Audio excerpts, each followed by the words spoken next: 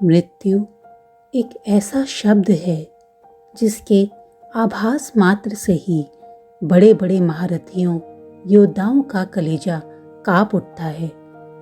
मृत्यु अटल सत्य है। इस संसार में जिसने जन्म लिया है उसकी मृत्यु भी निश्चित है, परंतु हम इस सत्य से आंखें बंद कर लेते हैं और पद, प्रतिष्ठा, पैसे, जमीन जायदाद, रिश्तेदारी में ऐसे मशगूल हो जाते हैं कि भूल जाते हैं कि यह सब एक दिन नष्ट हो जाना है।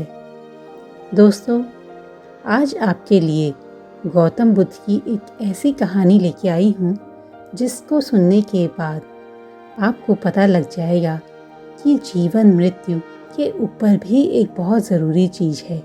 तो चलिए कहानी शुरू करते हैं। गौतम बुद्ध के समय की बात है। कीसा गौतमी नाम की एक महिला रहती थी। उसकी बहुत कम उम्र में शादी हो गई थी और उसका एक बेटा था। वह अपने बेटे को बहुत प्यार करती थी। एक दिन उसका बेटा बाहर खेल रहा था और उसी समय एक सांप ने उसको काट लिया और सांप के काटने की वजह से बच्चे की मृत्यु हो गई। कीसा अपने पुत्र से बहुत ज़्यादा प्यार करती थी और उसने यह मानने से इनकार कर दिया कि उसका बेटा मर चुका है। वह अपने बेटे को अपने सीने से लगाकर रो रही थी और उसका नाम बार बार पुकार रही थी। उसे ऐसा लग रहा था कि उसके बार बार नाम पुकारने से उसका बेटा उठ जाएगा। वह पूरे गांव में अपने बेटे को लेकर घूम रही थी और सबसे पूछ रही थी कि क्या कोई ऐसी दवा दे सकते हो जिससे मेरा बेटा उठ खड़ा हो। गांव वालों ने उसे बहुत समझाया, पर वह ये मानने को ही तैयार नहीं थी कि उसका बेटा अब मर चुका है। गांव वालों में से कुछ लोगों ने कहा कि तेरा बेटा अब मर चुका है, अब कुछ नहीं किया जा सकता। उन्होंने उसकी मृत्यु को स्वीकार करने के लिए कीसा को बहुत समझाया और कहा कि अब इसका अंतिम संस्कार कर दे, पर वह यह बात मानने को तैयार ही नहीं थी। वह घुटनों के बल गिरकर अपने बेटे को अपने सीने से लगाकर रोए जा रही थी और अपने बेटे को जगाने की कोशिशों में ही अपना पूरा ध्यान लगा रही थी। गांव के एक बुजुर्ग को उस पर दया आ गई और उन्होंने उसे कहा कि इस गांव में गौतम बुद्ध आए हुए हैं, तुम जाओ और उनसे बात करो, शायद वो तुम्हारी मदद कर सकें। उस बुजुर्ग की बात सुनकर कीसा गौतमी बहुत उत्साहित हुई। उसने सोचा कि अब मेरा बेटा जीवित हो सकता है। वह तुरंत ही गौतम बुद्ध के पास गई और अपने बेटे को जीवित करने की याचना करने लगी। गौतम बुद्ध ने समझ लिया कि यह माँ अपने बेटे के दुख में दुखी है, इसे अभी कुछ भी समझाने का कोई फायदा नहीं। तो उन्होंने उससे कहा, मेरे पास आपके बेटे को वापस लाने का एक तरीका है। कीसा बहुत उत्साहित हुई। उसने कहा, आप जो भी कहेंगे मैं वह करूंगी, बस मेरे पुत्र को वापस ले आइए। गौतम बुद्ध ने कहा, ठीक है, अगर ऐसा है तो तुम्हें मेरे लिए कुछ लाना होगा।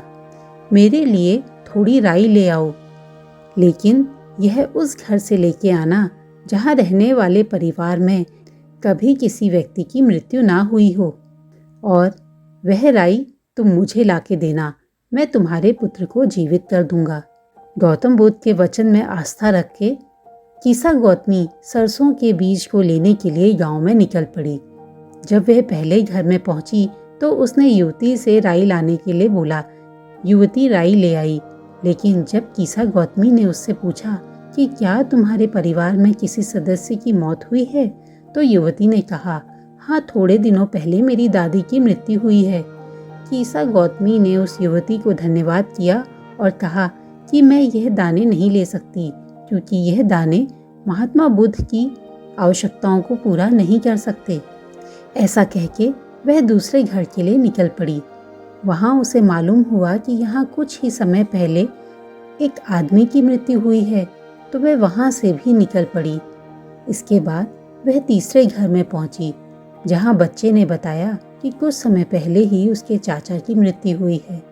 एक एक करके कीसा गौतमी कई सारे घरों में गई, पर हर घर में उसे किसी न किसी की मृत्यु की ही सूचना मिली और ऐसे में आखिरकार उसे एहसास हुआ कि दुनिया में ऐसा कोई भी नहीं है जिसने अपने परिवार में कभी न कभी किसी को खोया हो। अब वह समझ गई कि मृत्यु अपरिहार्य है और यह जीवन का एक स्वाभाविक हिस्सा है। बड़े दुख से उसने अपने पुत्र को जंगल में ही दफना दिया और गौतम बुद्ध के पास आकर उनके चरणों में गिर गई और उनसे बोली कि अब मैं समझ गई कि आप मुझे क्या समझाना चाहते थे। मैं अब आपकी शरण में हूँ। आप मुझे बताएं कि मैं क्या करूँ। गौतम बुद्ध ने कहा कि जो हमारे हाथ में नहीं है हम कुछ नहीं कर सकते, पर हाँ, हम अपने जीवन को सफल ज़रूर बना सकते हैं। हम अपने जीवन को दूसरों की सेवा में ज़रूर अर्पित कर सकते हैं। उसके बाद कीसा गौतमी गौतम बुद्ध की अनुयायी बन गई और लोगों की सेवा में अपना जीवन अर्पण कर दिया। दोस्तों, अगर आप किसी की अंधेरी ज़िंदगी में उम्मीद की किरण बन जाते हैं तो आपकी खुद की ज़िंदगी भी जगमगा उठेगी। आओ कुछ काम करें सभी खुदा के बंदों के लिए। अपने लिए काफ़ी जी लिया, आओ थोड़ा जी लें ज़रूरतमंदों के लिए। दोस्तों, आशा करती हूँ कि आप भी अपनी ज़िंदगी से थोड़ा सा समय लोगों की सेवा के लिए ज़रूर निकालेंगे और वो सेवा ऐसी होगी कि जिसमें पाने की लालसा नहीं होगी, बस देने की इच्छा होगी। आपको ये कहानी कैसी लगी मुझे ज़रूर बताइएगा। जल्दी ही मिलती हूँ एक और रोचक कहानी के साथ।